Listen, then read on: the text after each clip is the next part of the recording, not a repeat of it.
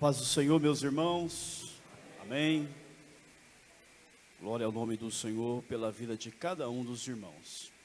Nós estamos aprendendo, querido, nas terça-feira, a carta aos Hebreus. Hoje nós estaremos ministrando o estudo ou sermão de número 9. E nós ministramos esta palavra há uns 7, 8 meses atrás, quando nós não tínhamos a intenção de falar todo o livro, e esse livro também estava sendo estudado na escola bíblica dominical. Mas os irmãos não lembram, né? Nem eu lembro o que nós falamos aqui, e também creio que a maioria dos irmãos não estavam aqui. Nós vamos relembrar então. Para seguirmos aqui, nós tínhamos parado no capítulo de número 3, e agora então nós vamos para o capítulo de número 4 da carta aos Hebreus.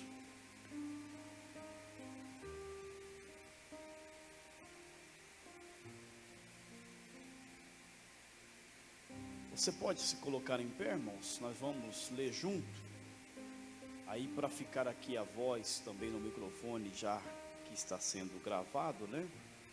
E os irmãos, ainda com o uso da máscara, a voz fica abafada também. Então eu vou ler o primeiro versículo e vocês vão ler junto aqui com a ajuda do pastor Marcos também no microfone, mas todos numa só voz, eu lendo os versos ímpares e os irmãos lendo os versos de número par. Assim, você participa da leitura e ajuda também na memorização da Bíblia, que é uma das finalidades, né, do nosso culto de educação cristã, é a familiarização com a palavra de Deus, o incentivo à leitura, o amor às Escrituras. Hebreus capítulo 4, vamos ler com a ajuda do Data Show, porque assim nós não divergimos nas mais variadas versões bíblicas. Temamos, pois, que, porventura, deixada a promessa de entrar no seu repouso, pareça que algum de vós fica para trás. Porque também a nós foram pregadas as boas novas, como a eles, mas a palavra da pregação nada lhes aproveitou, porquanto não estava misturada com a fé naqueles que a ouviram. Porque nós, os que temos crido, entramos no repouso, tal como disse: assim jurei na minha ira, que não entrarão no meu repouso, embora as suas obras estivessem acabadas desde a fundação do mundo. Porque em certo lugar disse assim do dia 7º, e repousou Deus de todas as suas obras no 7º dia. E outra vez, neste lugar, não entrarão no meu repouso. Visto, pois, que resta que alguns entrem nele, e que aqueles a quem primeiro foram pregadas as boas novas, não entrarão por causa da desobediência. Determina outra vez um certo dia, hoje, dizendo por Davi, muito tempo depois, como está dito, hoje, se ouvirdes a sua voz, não endureçais os vossos corações. Porque se Josué lhes houvesse dado repouso, não falaria depois disso de outro dia. Portanto, resta ainda um repouso para o povo de Deus. Porque aquele que entrou no seu repouso, ele próprio repousou de suas obras, como Deus das suas. Procuremos, pois, entrar naquele repouso, para que ninguém caia do mesmo exemplo de desobediência. Porque a palavra de Deus é viva e eficaz, e mais penetrante do que a espada alguma de 2 gumes, e penetra até a divisão da alma e do espírito, e das juntas e medulas, e é apta para discernir os pensamentos e intenções do coração. E não há criatura alguma encoberta diante dele. Antes, todas as coisas estão nuas e patentes aos olhos daquele com quem temos de tratar. Visto que temos um grande sumo sacerdote, Jesus, Filho de Deus, que penetrou nos céus, retenhamos firmemente a nossa confissão. Porque não temos um sumo sacerdote que não possa compadecer-se das nossas fraquezas, porém, um que, como nós, em tudo foi tentado, mas sem pecado. Cheguemos, pois, com confiança ao trono da graça, para que possamos alcançar misericórdia e achar graça, a fim de sermos ajudados em tempo oportuno.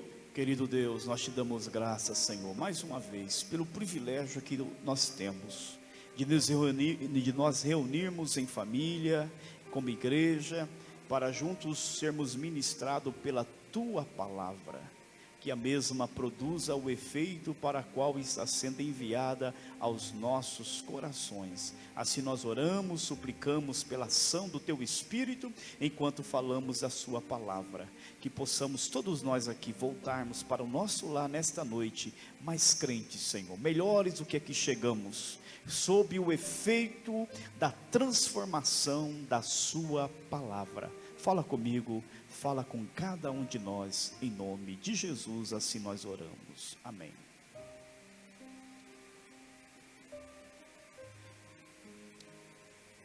Meus irmãos, quando nós fazemos uma leitura superficial da vida dos justos e da vida dos ímpios, em termos gerais, a gente não observa uma grande diferença não, porque nós sabemos que existe uma graça comum que é dada ao justo, mas também que é derramada sobre a vida dos ímpios.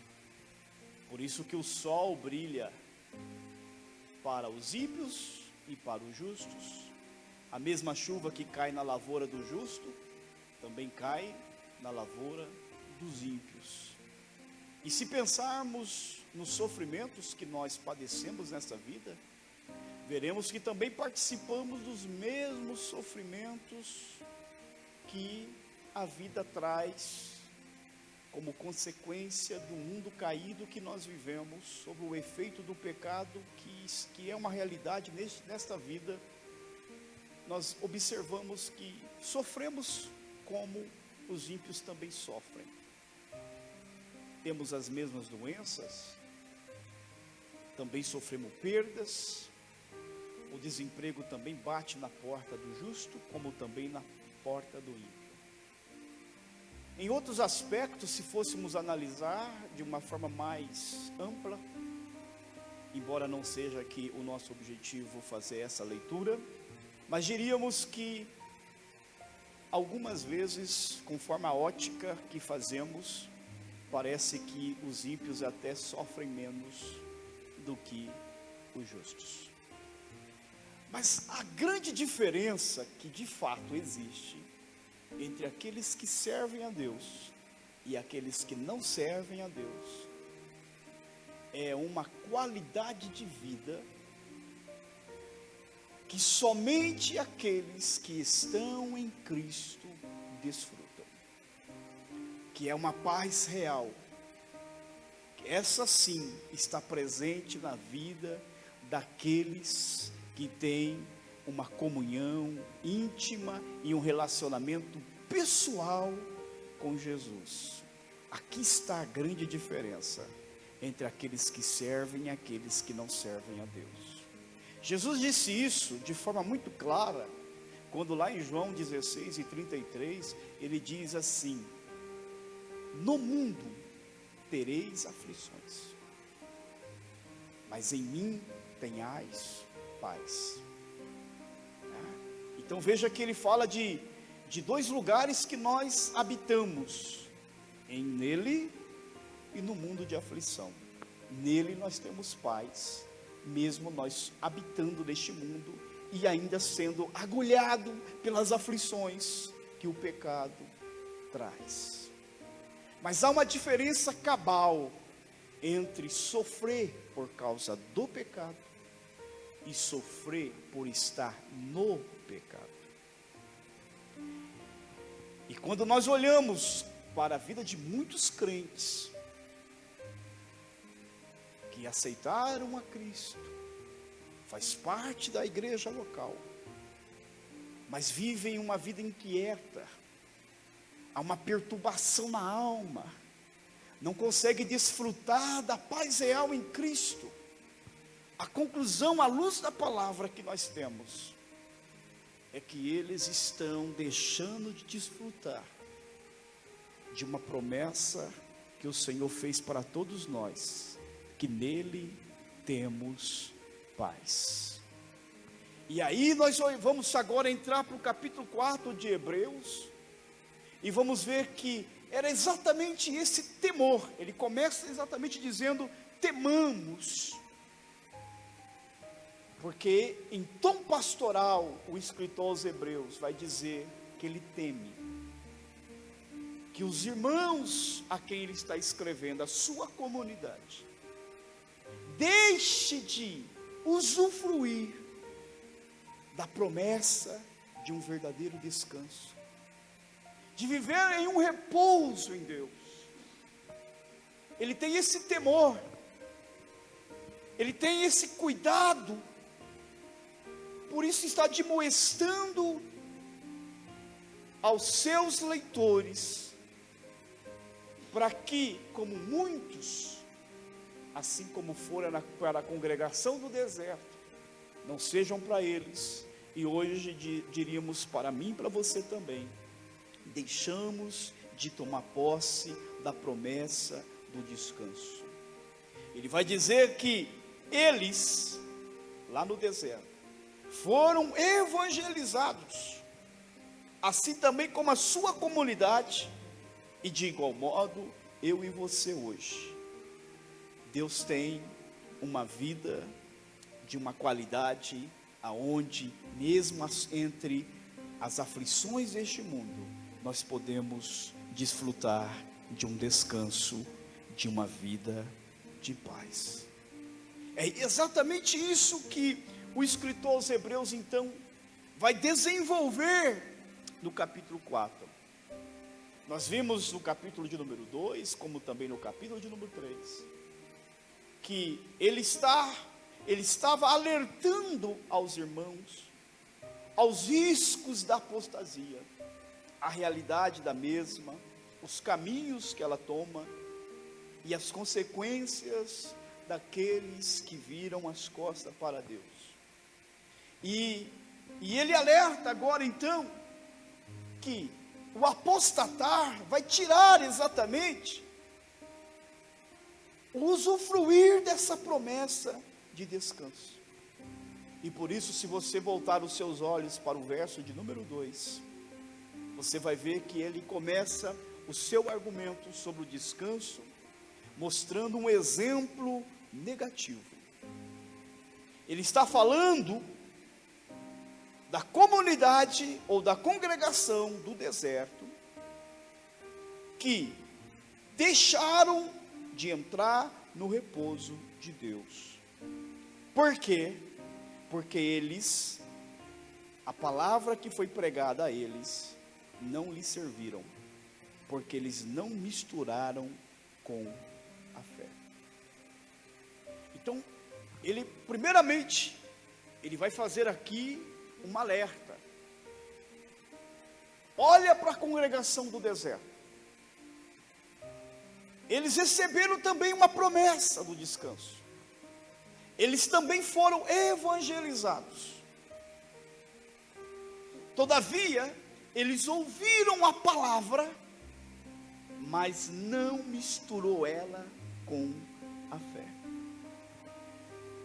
Ele está dizendo aqui claramente que a palavra de Deus, como ele vai descrevê-la no verso de número 12, independente se alguém der crédito ou não, ela é palavra de Deus. Todavia, ela se torna palavra de Deus na minha vida e na sua vida, quando esta palavra quando nós ouvimos esta palavra, nós misturamos ela com a fé. Porque se nós não unirmos a palavra que ouvimos com a fé de recebê-la realmente como palavra de Deus, para mim e para você, ela não será palavra de Deus. Ela é palavra, como sempre foi e sempre será, da parte de Deus falando. Mas o efeito dela como palavra de Deus só é real, só é concreto na nossa vida quando nós unimos ela com a fé. E aqui faz a gente parar um pouquinho para pensar.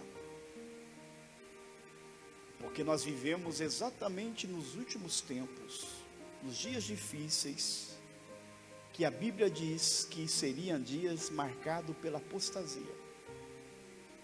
Dias que muita gente já acostumou ouvir a palavra, mas que não recebe ela de fato como palavra de Deus. Acostumou a ouvi-la, mas parece que a palavra falando e qualquer outra coisa é a mesma coisa. Porque são pessoas que ouvem a palavra, mas quando sai daqui da porta para fora, faz totalmente oposto a que ela foi falada. Na hora de fazer o seu projeto de vida, na hora de ter os seus negócios, na hora de projetar os seus sonhos, na hora de se vestir, na hora dos seus gostos, na hora dos seus lazeres, a palavra de Deus não serve para nada. O que o escritor aos Hebreus está dizendo, irmãos, é que quando você ouvir a palavra de Deus, não pode ser apenas mais uma pregação para você. Não pode ser apenas mais um sermão, mais uma mensagem. A palavra de Deus, ela tem que ser tocada em você como verdadeiramente palavra de Deus. Se o teu coração não queima mais pela palavra, se a palavra já não te incomoda mais, se a palavra já não mexe mais com você, se você não chega em casa e coloca a sua cabeça no travesseiro e ainda remoe a palavra que você ouviu no culto, se quando você vai tomar suas decisões, primeiro você não para pensar, mas o que é que a palavra diz sobre isso? Eu tenho certeza que a sua vida está vivendo num turbilhão. Você não está conseguindo desfrutar do repouso de Deus. Está faltando uma real paz. Assim foi com a congregação no deserto, e o escritor aos Hebreus não quer que aconteça isso com a sua comunidade, e eu venho nessa noite dizer que nós também desejamos que isso não aconteça na tua vida. Nós desejamos que ainda sejamos uma igreja que tem ouvido sensível à voz de Deus, que tem corações que ainda queima pela palavra, que tem pessoas que ainda quando ouve Deus diz, fala Senhor, porque o teu servo ouve. Nós queremos ainda uma geração de crente que quando dobra coloca a sua cabeça no travesseiro, ainda sente incomodado pela palavra, que ainda tem vida moldado pela palavra, que vem para o culto almejando ouvir a voz de Deus, porque Deus continua falando com a sua igreja. Bendito é o nome do Senhor. E depois eles já iniciaram então fazendo essa recomendação, primeiro mostrando o seu temor, e depois dizendo porque aqueles irmãos lá atrás, a congregação de Moisés, deixou de desfrutar da bênção de Deus, de entrar no repouso, dos versos de número 3 aos versos de número 9, ele vai mostrar ele vai desenvolver que repouso é este. Então ele começa mostrando o primeiro repouso, ou o protótipo do repouso. Ele vai falar do próprio repouso de Deus, que Deus criou as suas obras, e no 7º dia, a Bíblia vai dizer que no primeiro dia houve tarde e manhã, houve tarde e noite. A Bíblia separa o tempo do primeiro, do segundo, do terceiro, no quarto, no quinto e no 6º dia. E quando chega no 7º dia, a Bíblia não faz divisão de tempo. A Bíblia não fala que houve tarde, não houve manhã, não houve noite. Porque a ideia é que Deus repousou eternamente. É como se Deus dissesse assim: olha, o que vocês precisam, eu já fiz. Agora eu quero que vocês vivam uma vida de repouso em mim. E ele repousou no 7º dia. A palavra descanso e a palavra sábado é a mesma palavra. Exatamente para dizer que a ideia aqui não é de um dia, de um tempo específico, mas é de um estilo de vida. E descanso aqui também não se trata de descansar para renovar as forças físicas, porque a Bíblia diz que Deus não se cansa. E também não fala de passividade, que não é deixar de trabalhar, porque a Bíblia fala que Jesus disse: eu e meu pai trabalhamos até agora. Aqui está falando exatamente de um estilo de vida, que o próprio Deus está dizendo que Ele é o exemplo, Ele é a fonte dessa vida, de um real descanso, de uma real paz. Porque Deus criou o homem para viver essa vida de paz. Ao criar o homem, Deus criou para o homem viver numa perfeita harmonia, numa comunhão, aquilo que nós chamamos viver o shalom de Deus. Mas o pecado arruinou o mundo. O pecado colocou a nossa vida em desordem. O pecado trouxe essas inquietações, trouxe essas angústias. E aí ele vai falar então de um segundo tipo de repouso, que era aquele que Deus prometeu para aquela geração que vivia fadigada, angustiada, aflita e sempre vivendo de guerras em guerras, até chegar a Canaã, que era a terra prometida, é a terra do descanso. Mas Josué não conseguiu cumprir, não conseguiu conquistar essa paz, não conseguiu conquistar a terra em toda a plenitude, esse povo não conseguiu entrar num verdadeiro descanso, porque já falamos que eles não misturaram a palavra com a fé, eles foram incrédulos, eles questionaram Deus, eles murmuraram contra Deus, eles não entenderam o jeito de Deus trabalhar, não abraçou pela fé as promessas de Deus. Mas ele vai mostrar que se Josué então tivesse levado o povo para o seu repouso, não falaria mais de repouso hoje. A promessa teria se cumprido ali em Josué. Mas como não se cumpriu, ainda resta um repouso para o povo de Deus. Ele diz isso no verso 9.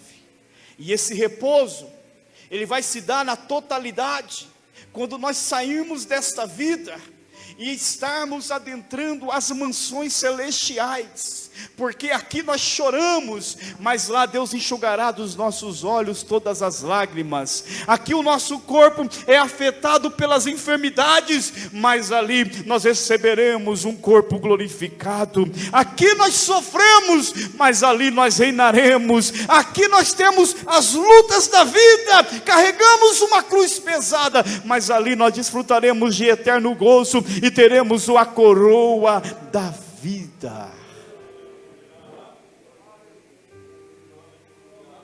E ao descrever esse repouso então, e mostrar como que ele é, ele chega no verso de número 10, para dizer que o Jesus, Cristo, o Filho de Deus, que ele começou lá no capítulo 1, mostrando que ele é maior do que os profetas, depois mostrando que ele é maior do que Moisés, ou melhor, maior do que os anjos. Depois ele dizendo que é maior do que Moisés, maior do que Arão.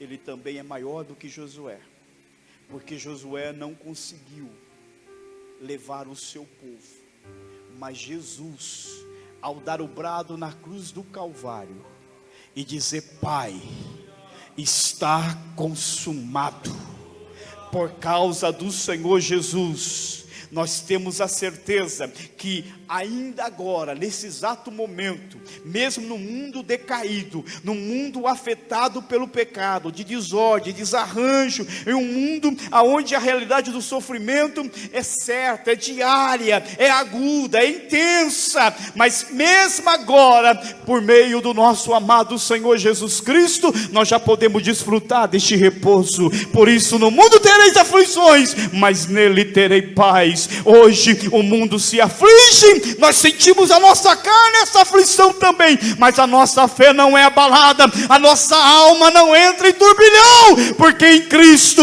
há uma paz que transbordante dentro de nós. A vida abundante, ela não vai começar na eternidade, ela já começa hoje, na pessoa maravilhosa de Jesus Cristo. E aqui está a verdadeira diferença, como já falamos, porque temos a vida maravilhosa na pessoa do nosso Salvador Jesus Cristo.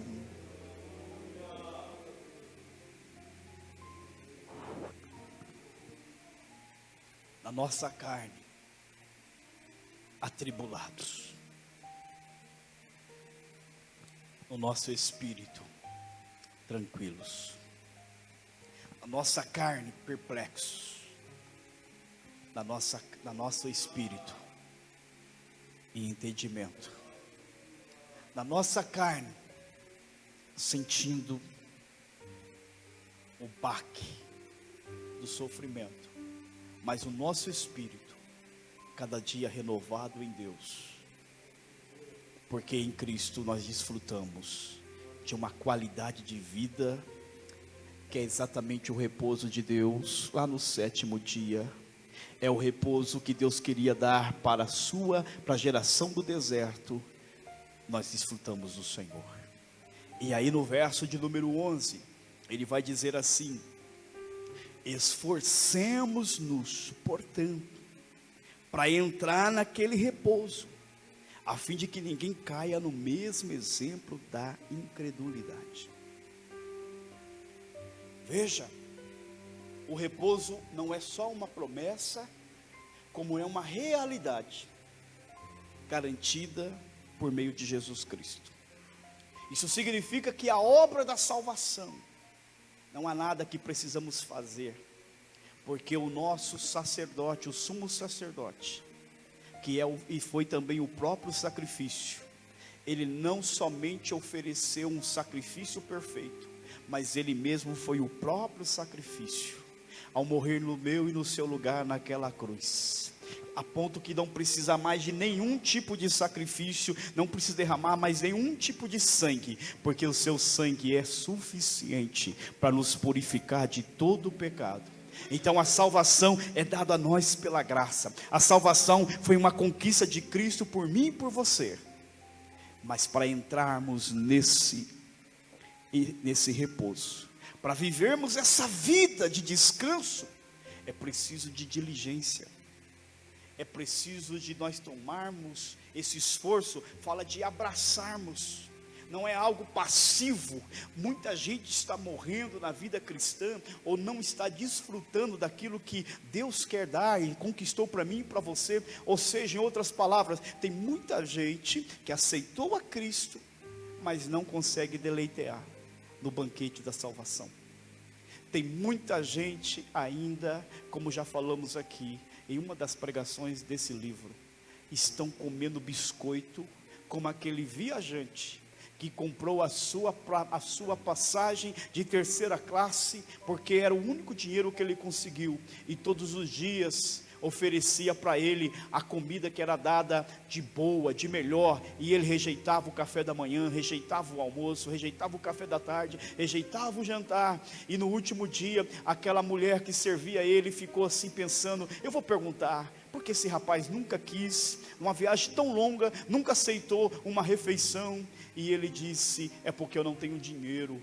A viagem inteira comendo um biscoito seco que ele levou num pacote grande para satisfazer durante a viagem. E a mulher disse: não, moço, quando você comprou a sua passagem, o almoço, o café da manhã, o café da tarde, o jantar já estava incluído. Quando Jesus morreu por mim e por você, Ele nos deu o direito da vida eterna, vida de paz, vida abundante, vida de gozo. Já é uma garantia para mim e para você, irmão. Nós não compramos, isso não é mérito, isso não é para uma elite cristã, isso é para todos aqueles que receberam Jesus Cristo como Senhor e Salvador da sua vida. Mas nós precisamos apossar dessa verdade, em vez de vivermos no mundo, na turbulência, querendo achar as coisas para preencher o vazio da nossa alma. Entenda, só Jesus pode preencher o vazio da nossa alma, Pai, somente em Jesus Cristo. Por isso, esforcemos-nos, porque aqueles que de fato abraçam Jesus são aqueles que não recuam, são aqueles que não voltam atrás, são aqueles que aceitaram ser queimado vivo, mas não, eu não nego o meu Senhor, que foram decapitados, que foram devorados por feras, mas disse: eu não vou deixar o meu Senhor. Por isso que a graça do Senhor, levante a tua mão um pouquinho, na autoridade da palavra que ministramos, seja ministrado por uma graça nesta noite, que nos ajuda a sermos esse tipo de crente que não recua, que não volta atrás, que abraça Cristo, que desfrute dele, que saboreia dele, que experimenta as verdades do banquete da salvação e não volte para trás jamais. Deus te dê esta graça, meu irmão, minha irmã, para permanecermos firmes até a volta do Senhor, ou nas palavras aqui do escritor aos Hebreus, retendo firme a nossa confissão, sem jamais desanimarmos. Bendito é o nome do Senhor. E depois, querido, então, para já partirmos para a conclusão, no verso de número 12 ao verso de número 13, é como se ele dissesse assim: você quer saber se você faz parte dessa geração que desfruta do repouso de Deus, ou você está como a geração do deserto que não entrou? Que eu mesmo jurei, diz Deus, não vai entrar no meu repouso, por causa da incredulidade, da desobediência. Existe um meio para não ser enganado, porque a Bíblia fala que o nosso coração é enganoso. Tem muita gente, irmão, cantarolando, achando que está indo para Canaã e está indo para o inferno. Tem muita gente arrotando santidade, falando línguas estranhas, pulando, virando piruleta, com Bíblia na mão e tudo, e vai para o inferno. Aí parece que o escritor vai dizer: você não quer ser enganado? Tem uma forma: permita ser atravessado pela palavra, porque ela é viva, ela é penetrante, ela é poderosa, ela vai aonde ninguém vai, ela faz separação entre as juntas e medula, ela vai na divisão do espírito da alma. Aonde ela vai não fica engano, não fica mentira, não fica falsidade. Aonde ela vai também, ela vai produzindo mudança, ela vai produzindo transformação. Permita ser tocado por essa palavra, transformado por essa palavra. Esse dia nós pregamos sobre o Salmo de número 1 aqui, e explicamos isso para a igreja, que a palavra Torá, que é a palavra lei da nossa Bíblia, ela vem do verbo, a palavra Torá é um substantivo, que vem de um verbo hebraico, quer dizer Iará. Iará é lançar uma flecha, para atingir um alvo.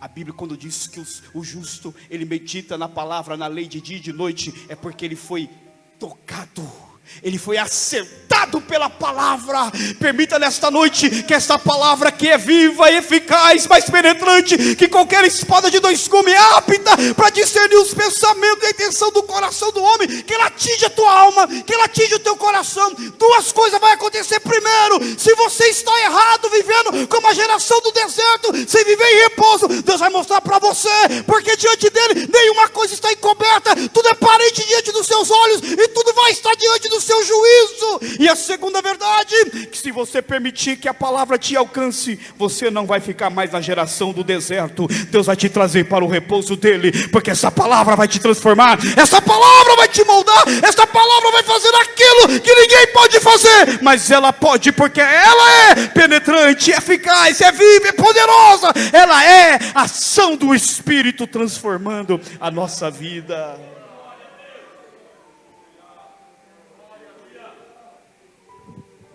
Vamos nos colocar em pé, queridos.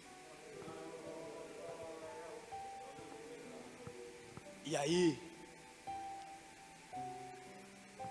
o capítulo 4 é fechado de uma forma maravilhosa.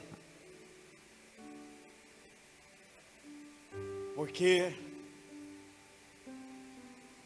ele vai dizer agora, do verso de número 14 ao verso 16, ele vai dizer assim: olha, Jesus, ele faz questão de falar o nome humano de Jesus, do Filho de Deus, que é Jesus. Porque ele falou da exaltação de Cristo, ele mostrou Jesus maior, como já falamos, do que os profetas, do que os anjos, do que Moisés, do que Josué. Mas ele vai terminar dizendo, essa elevação, por ser ele o Filho de Deus, a exata imagem do ser de Deus, o resplendor da glória de Deus, o Criador, o sustentador, como ele diz lá no verso 3 e 4 do capítulo 1, não quer dizer distanciamento, porque a elevação existe, mas existe também a compaixão, porque sendo ele também como homem, ele passou pelas mesmas dores que nós sofremos agora. Ele experimentou na sua própria carne os limites que nós temos na nossa vida humana. Ele foi até mesmo tentado em tudo, embora que em nada ele pecou.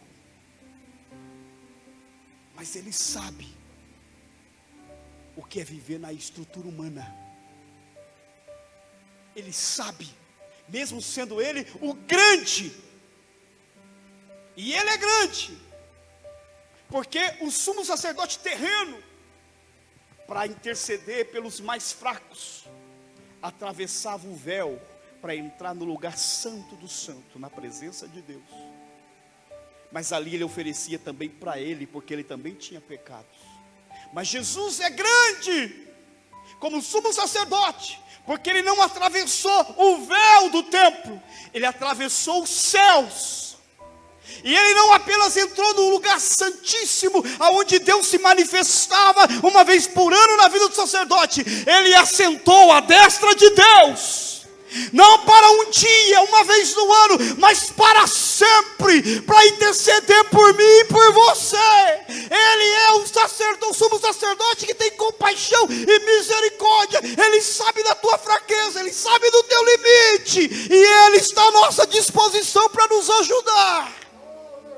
E ele vai concluir dizendo, então, irmãos, em vez de vocês recuarem, em vez de vocês deixarem de experimentar o repouso, o descanso de Deus, aproximem, entre no trono de Deus, que antes tinha apenas a bandeira do juízo. Por isso quem via Deus, por causa da santidade de Deus, dizia, eu vou morrer por causa do seu pecado, da santidade de Deus. Mas agora, pelo sangue de Cristo, a bandeira da graça também foi fincada no trono de Deus. O sangue abriu o caminho. Agora não é mais só somos um sacerdote. Todos nós podemos entrar lá na presença dele. E esse trono é trono de graça. E lá nós encontramos a misericórdia. Nós achamos a graça. Misericórdia é não receber aquilo que nós merecemos.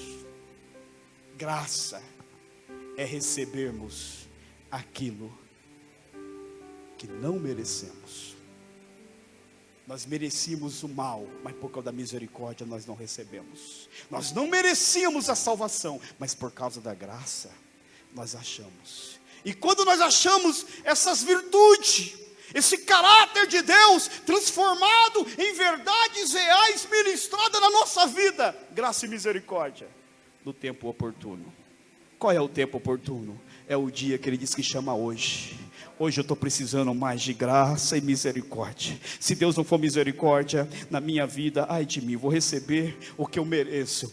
Se Deus não me der graça, eu não tenho aquilo que eu preciso para me continuar firme na presença dele. Mas quando fala cheguemos ou aproxime, está dizendo em todo tempo, chegue hoje, chegue amanhã, chegue depois da manhã. Todo dia eu vou nesse trono, e toda vez que eu entro, eu tenho misericórdia, eu tenho graça. Eu não recebo o que eu mereço e ainda recebo aquilo que não mereço. Por isso pode vir o pecado que vier, eu vou continuar caminhando na jornada cristã, descansando em Cristo agora e muito mais no dia que o céu se abrir e o Senhor me chamar para estar com Ele para todo sempre. E assim o escritor aos Hebreus termina esse capítulo 4 dizendo: a sua comunidade, irmãos, a gente só não desfruta do repouso de Deus se a gente não quiser. Nós vamos cantar uma canção para encerrarmos. Eu vou dizer para você, meu irmão, minha irmã, nesta noite, Deus nos reúne aqui para a gente desfrutar dessa paz, desfrutar desse descanso. Hoje Deus te trouxe aqui para acalmar a tua alma. Hoje Deus te trouxe aqui para dizer para você que não importa se você chegou aqui quebrado, sentindo agulhas do pecado, mas com o coração arrependido você adentrar o trono de Deus, a paz real virá sobre a tua vida e você vai sentir o gozo de Deus penetrando no teu coração. Você que me ouve aí pela internet, essa paz também vai te alcançar. Eu não sei se você sente, mas eu posso sentir aqui como uma brisa soprando sobre nós. É a paz real de Deus. Pode cantar, irmãos. O mundo balança nas suas perturbações e inquietude, mas nos braços do Senhor nós descansamos.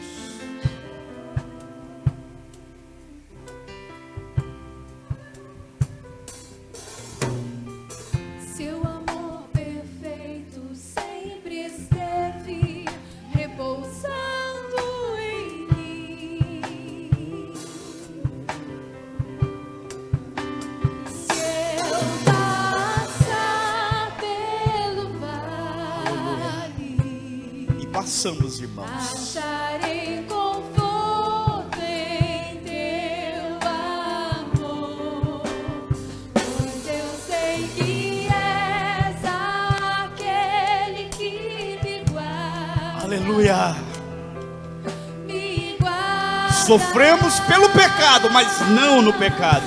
Ele nos guarda. Em teus braços levante a sua mão e cante. Seu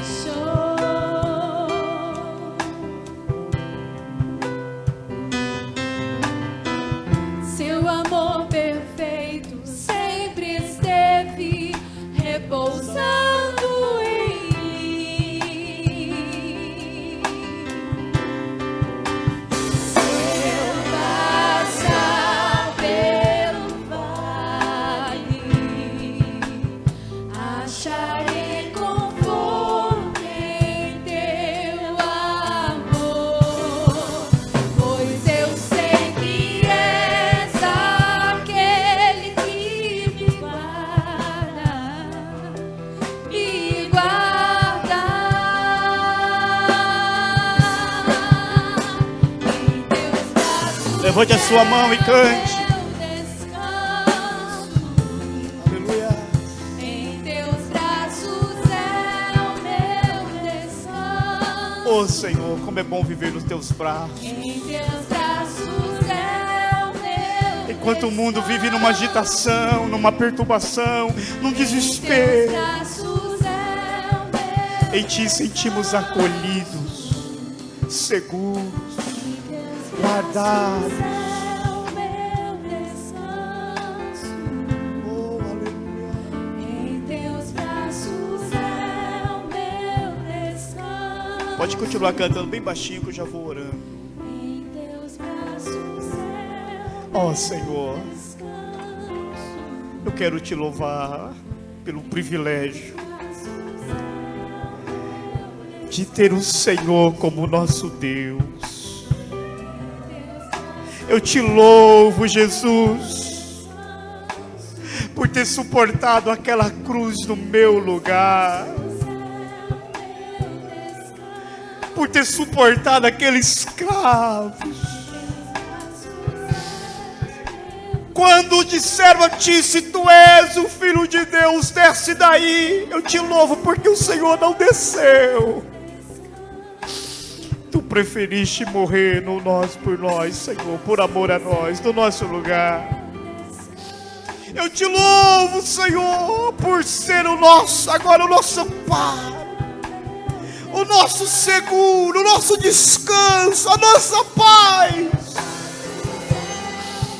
Eu Te louvo pela qualidade de vida, Senhor, que nós não merecemos, que dinheiro nenhum pode dar, que projeto e aquisição do mundo nenhum pode ofertar, mas que em Ti nós podemos ter verdadeira paz, verdadeiro descanso, em meio a um mundo de aflições, em um mundo de agitações, de desespero. Podemos sentir descansados no Senhor. Ah, Senhor, eu Te louvo. Eu Te louvo. Você pode levantar sua mão para o céu, meu irmão, minha irmã, e agradecer Jesus por aquilo que Ele é na tua vida, por aquilo que Ele fez na tua vida. Glorifica o nome dEle e agradeça a Ele. E se você ainda não estava vivendo esta vida de paz, se você ainda não estava descansado no Senhor, permita Ele te levar aos braços dEle, permita Ele te transportar aos seus seios. E sinta abraçado pelo Senhor nesta noite. Sinta a graça do conforto de Deus nessa noite. Pode cantar até o final agora.